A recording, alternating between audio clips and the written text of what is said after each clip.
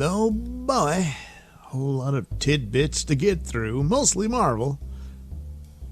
I mean, it's almost all Marvel. I got a little Star Wars thing and that's it, but Marvel. So, this little story here about Spider-Man Noir, which I think was supposed to be an animated series coming out of the Spider-Verse films, but the fine print of the licensing deal that Sony has with Marvel is that they can make films, but they can do animated films, but they cannot do animated TV series, which is why Marvel can produce Spider-Man animated shows for D+ and all that. So they decided to turn this into a live action series. So there is a Spider-Man in it, but not the Spider-Man. But, well, close enough, huh? So Spider-Man Noir is this alternate take on Spider-Man. They did this in the comics, and it's a 1930s type take on him, very different from what you know as Spider-Man, more akin to the Shadow and stuff like that. There was the Spider, who is basically a Shadow knockoff that from that era, the Pulp Fiction era. But here it's Spider-Man Noir, and starring Nicolas Cage as Spider-Man, playing Ben Reilly. Now, Matt McCloyne here at Cosmic Book News has the article, and of course makes note of that Ben Reilly, originally a clone of Peter Parker in Marvel Comics. While the official series description doesn't dive into the specifics about Reilly, it hints at the character's potential ties to the noir-inspired world. Cage was seen wearing a sharp gray three-piece suit on set. So we have this image here of him walking around, and that's his civilian identity. Considering the shots caught of Spider-Man Noir here, I'm sure that's the stunt double. He was doing quite a few stunts on top of these cars and jumping around with green screens in the back and everything. But there you go. There's the outfit. I'm sure in the lighting and stuff it might look a little different, but for the most part, that's it. And, this is very 1930s looking style. So basically that's it. That's him walking on the set in a three-piece suit and all that from the era. So they get into the details here. Spider-Man Noir reimagines the Spider-Man mythos in a Depression-era New York. It's a dark take on superhero storytelling, with a focus on a grizzled investigator who once protected the city as its only superhero. The show exists in its own universe, separate from the Peter Parker narrative. Cage is casting along a talented ensemble, including Lamorne Morris as journalist. Robbie Robertson suggests the series will explore complex characters and social dynamics in the 1930s America. Robertson's character, described as a driven journalist breaking barriers as a black professional, in a strong compliment to the noir aesthetic. Meaning a lot of people are going to give him trouble as he tries to do his job as a reporter and all this sort of stuff. So there's the other details and people starring in it, blah, blah, blah. But I did notice, I thought there was a line, his portrayal of Ben was expected, yes, to align with the grittier tone, which follows an aging private investigator wrestling with his superhero past. Cage's knack for blending intensity and depth should make Reilly a standout addition to this alternate Spider-Man universe. So at least there's a Spider-Man in it. So this is, I don't know, they probably should have done a film series out of it, but they're going to do this TV series on Amazon, I believe. Amazon Prime. And kind of looking forward to it just because of the weirdness of it and everything. Certainly we'll check it out. And it might be their last best hope of having their own Spider-Man entity that could actually be successful after those failed films. But that is interesting about that he was a superhero in the past. This is set in the 30s. Does that mean he was a young Spider-Man? And I don't know, the 19 teens? I wonder if they'll shoot any footage of that of his earlier years, like he flashes back to what he was, went into a retirement, but things got so bad in the 30s, he, puts the mask back on and goes back out fighting crime. So, yeah, I'm interested in it, and I think it's probably their best bet after so much else failed, other than their Spider-Verse movies, which... Yeah, there's a third one, but it's being delayed or something. Yeah, I don't know. Maybe that's in trouble too. I don't know, but they did well. So, but anyway, there you go. That's something to look forward to. Meanwhile, the other good news of late, maybe we still don't know for sure. We do know there were stories that they had to reshoot and retool the Daredevil series. Because apparently their earlier one was just all kinds of stupid. And coming off of She-Hulk and then Echo. But She-Hulk, of course, was an absolute disaster. But the Echo show was just really stupid and bad. And Daredevil made a brief appearance in that. But the trailer shows off, yes, a lot of violence. So it's going to be very violent. And that's really all it tells you. So stylistically, it looks closer to the Netflix series, and if they follow true to that, they'll really have something here. And that's the real hope. I don't know if that's enough to really restore faith in the MCU, but it wouldn't hurt, obviously. So it does follow on Echo as Wilson Fisk runs for mayor, or actually becomes mayor. It looks like he's already the mayor of New York City and that sort of thing. It's called Born Again, but I highly doubt that much of it will bear any resemblance to the actual Born Again story. Obviously, you wouldn't have the Avengers show up and stuff like that. The Karen Page story, I don't think it doesn't look like it. She looks very happy and doing well in the trailer. And the Punisher shows up. I don't know.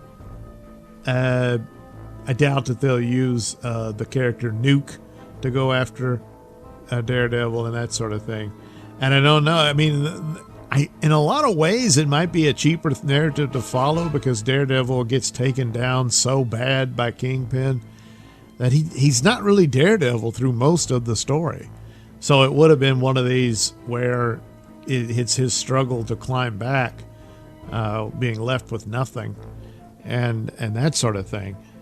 So where they didn't have to do too much superhero stuff in some of the episodes. Now that could come across as quite a letdown and boring, but if you've got the dialogue, casting, and performances there that doesn't come across as filler, then you could still pull that off. But I think they're just taking the title because it's a reintroduction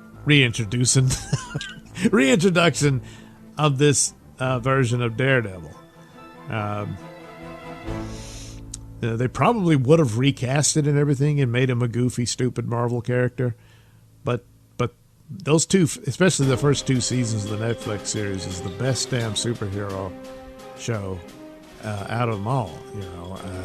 The Superman and Lois was nice and cute, but Daredevil was way above that. And which leaves me wishing we could see a Batman show like that, but it's just not going to happen. So they've got quite a long shadow to deliver upon, and I don't think they'll achieve it in total, but if they just follow templates set by that series, it should do all right. Whether it really gives a real shot in the arm for MCU going forward, I doubt it. It's a streaming show. They need the movies to do that. And, doesn't look like anything like that's coming anytime soon. Because up next, we got Captain America 4. But maybe this is some good news. There are two things now going for this movie. Well, I mean, maybe three. They reshot it because it was initially so stupid, but probably the entirety of the concept is stupid, so it's kind of hopeless. But there's also the lowered expectations can always be a plus for a film. So you go in expecting crap, and you go, you know what? It wasn't that bad. It's not as bad as I thought it would be. But also now we know the runtime is less than 2 hours, and that's a real plus because, if it goes by real quick, you rip that Band-Aid off, won't notice how bad it is as much. So compounded with lowered expectations, and it's slow. And it's fast. Sorry. Could be good news for Captain America 4, or New World Order. Brave New World. New World Order was the original title, but anyway. So a runtime of 1 hour 58 minutes. Boy, that might still be too long. I don't know. So I guess a comparison for First Avenger runtime of 2 hours 4 minutes, Winter Soldier 2 hours 16 minutes, and Civil War 2 hours 28 minutes. It would not survive that. Oh, you couldn't have it that long. One wonders if the original was like that, So anyway, that's probably a good idea. I think this is a new picture I haven't seen from the film. But, there he is, standing in front of a lot of red stuff. So, yes, lots of footage likely cut. Yeah, I imagine. There's actors. Yeah, Seth Rollins said, yeah, I was in it, but not anymore. So, you even had, oh, damn it, I'm blanking on his name. The guy, his last name's, Blake Nelson, I believe, is no relation. But he plays the leader, which is a Hulk villain. You got Red Hulk in here. You got, and Red Thunderbolt Ross is Hulk. This is a Hulk movie with no Hulk. But nevertheless, he said they've shot enough for 2 movies. I'm guessing yes. There's 2 movies, maybe even a third. Half of one, maybe, for the amount of reshoots. But at this point, it's impossible, I think, for them to really achieve a profit. So they just have to clean it up enough so it doesn't further damage the MCU brand. And that's the best they can hope for. Of course, cutting it down shorter, that's still just a few minutes, under 2 hours. I guess that's the best they could do, It would have been better. Could have cut a little more. But them's the breaks. So as far as the Hulk goes, will they ever do a Hulk movie? I don't know. Just saw this, but it's a rumor. So the latest rumor comes via World of Real, who posted a few days ago that while things aren't considered official, the plan is to film World War Hulk later this year. It's claimed Marco Ruffalo will be back and that Captain America Brave New World will set up World War Hulk in the MCU. It's further said that Thunderbolts will connect things leading to the MCU's first solo Hulk movie. It wouldn't be the first, but it would be for Ruffalo, I suppose. It's actually not confirmed that Ruffalo or the Hulk appears in either Captain America Brave New World or Thunderbolts. So it's unclear how these flicks will be connected. Well, of course, Captain America Brave New World, again, like I said, has Hulk elements in it, even if he isn't in it. I'm really surprised they didn't do that, but maybe they're keeping it really secret, but I don't know. But as far as Thunderbolts, I guess they can make a mention or two or an in-credit scene. So, of course, Harrison Ford is playing Red Hulk, but Ford also isn't confirmed for Thunderbolts or anything. Well, he may not survive the movie. I don't know. The site also says that Feige has reached out to numerous directors to helm World War Hulk, including George Miller, who actually has interest in reteaming with Chris Hemsworth on Thor 5. The site claims that Hemsworth set up a meeting between Miller and Feige as Hemsworth worked with Miller recently on Fury Rosa. Oh, well, that's my next story. So a rumor from last year said a World War Hulk film would unite several street heroes against a Hulk-level threat. and the project could appear before Avengers Secret Wars. And I'm wondering, is this, so I'm assuming this is a theatrical release, not a D+ thing. So, so the comics, a group of more, yeah, well, in the original story, Hulk got exiled into space by Tony Stark. That's not in the works here. And he came back to get revenge. Some elements of this was in the She-Hulk show where he comes back with his son after he had been doing gladiatorial fights that you saw in Ragnarok with Thor and all that. Yeah, it was all kind of stupid too. So, what version will this World War Hulk take? I don't know. Their best bet would have been a story where Mark Ruffalo's Bruce Banner lost control of the Hulk again and ended up just do the basic Hulk story. And that would have been much better than She-Hulk, of course. Almost anything would be better than that. So, yes. Another rumor, Thor 5 rumored with Chris Hemsworth and George Miller. What does the rumor say? Well, the rumor, via World of Real, from a few days ago, the site claims that a World War Hulk movie, yes, I read that. It said George Miller has shown interest in directing Thor 5. And that it was Hemsworth who set up the meeting. And as noted, George Miller was at one time supposed to direct Justice League Mortal, which was going to film in Australia, the home of Hemsworth. Warner Brothers pulled the plug on Justice League Mortal and canceled the project. Maybe Miller will get a second shot at the chance to do a superhero film with Thor 5. Thor 5 has been rumored to be happening for a while. It's claimed that to be going in a darker and much less goofier route than Love and Thunder. Yeah, you would hope. Good Lord, that was awful. Which is one of the worst pieces of MCU content to have been released in the post-Endgame era. Yeah, it's pretty bad. Even though the plot in and of itself could have worked, Taika Waititi had to flood it with tee-hee crap. Hemsworth made it clear he doesn't want to go back to goofy Thor, and Taika Waititi has said he's done with Marvel because they're probably done with him. Thor 5 could also see the return of Tim Hiddleston. It's also been rumored Thor 5 could be a team-up between Chris Hemsworth and Hiddleston.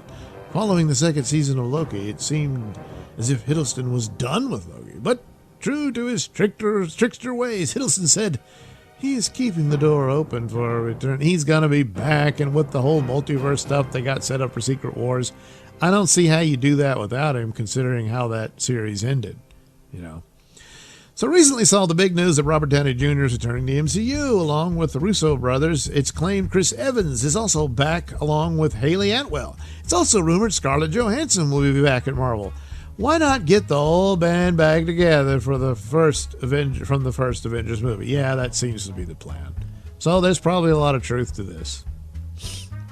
Probably more this than the Hulk movie, but I'd rather a more traditional Hulk story. If the leader survives the Captain America movie, him and the Hulk go head to head, that would be something, even though Mark Ruffalo wasn't Hulk at the time they first met, but whatever, so probably true. We'll go with probably true. I mean, it makes sense. On the Thor thing, the Hulk thing's still a little iffy in my mind, but they did do those scenes of course, that was the She-Hulk, so whatever. Meanwhile, Star Wars, there's a rumored villain. Who is the villain? According to the Christian Harloff YouTube channel. All right. The villain of Mandalorian and Grogu is none other than Imbo.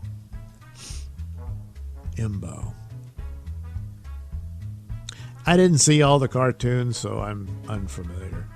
So, who is he? Well, a fearsome bounty hunter of few words, Imbo was quick to disable his target, be it by a single trained shot from his bowcaster or a decisive blow from his pan-shaped hat, which could be hurled at an adversary with deadly accuracy.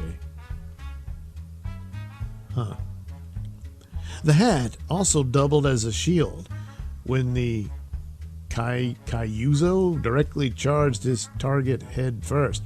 A freelance hunter, Imbo Worked with the likes of Suji and Boba Fett, loyal only to his faithful Anuba, Marok.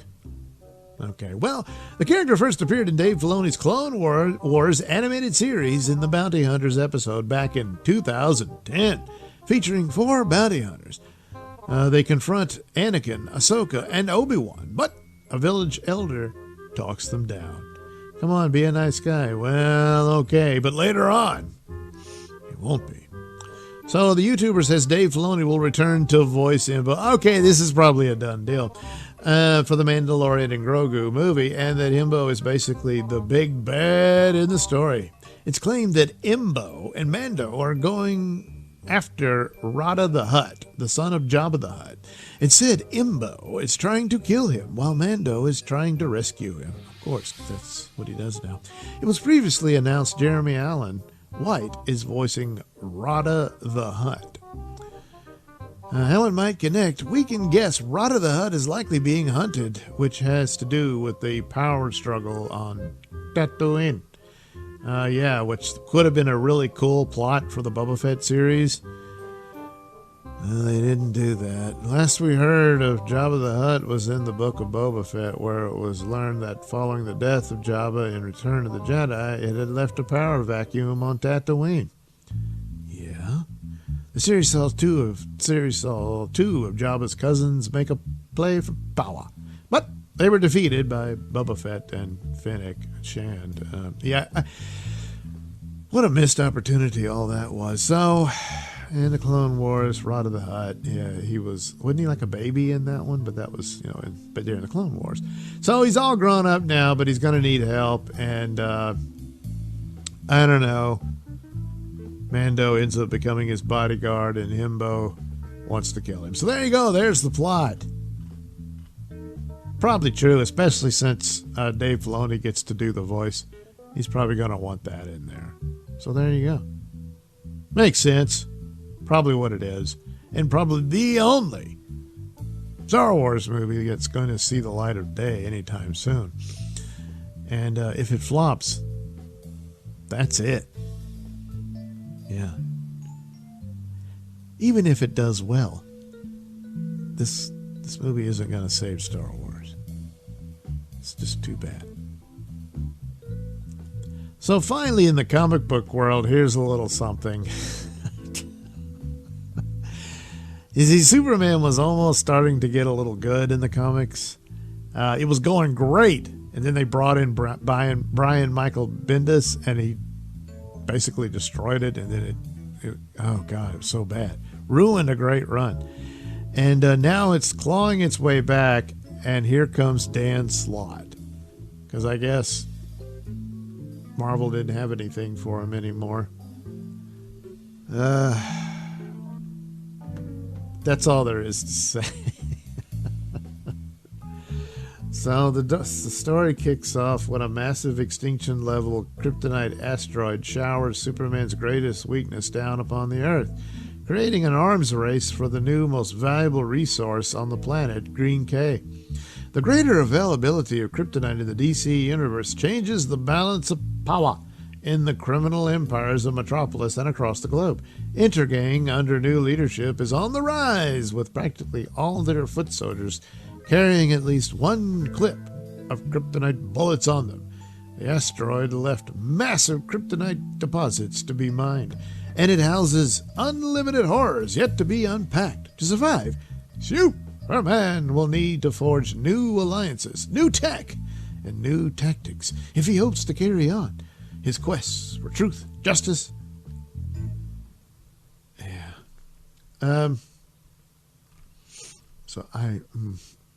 Also, it's its own title. Is this really connected to the overall? Is it its own thing? Superman Unlimited? I know they're kind of doing a reboot this year for Batman, which I guess will be the Hush sequel. And then but Dan Slott is doing Superman Unlimited.